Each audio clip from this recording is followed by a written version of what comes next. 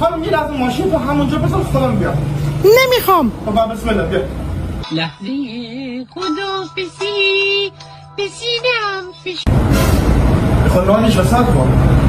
ببین شما اصلا دیگه هیچ کاری انجام نده. ما قشنگ زیرشو چیکار میکنیم برات؟ همینجا میام روغن عوض کنیم. تو کنش نده.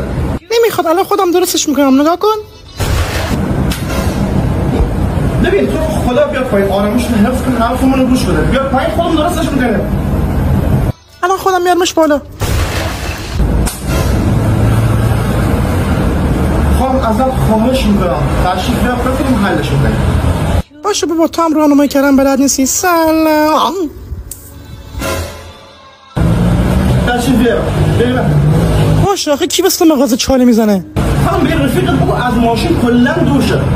من خودم کارشناسم بعد ببینم ماشین کیا بگردی چیه اینجا؟ یه 2 دقیقه داخل تعمیرگاه نریم بفهم میخوام چه بکنم.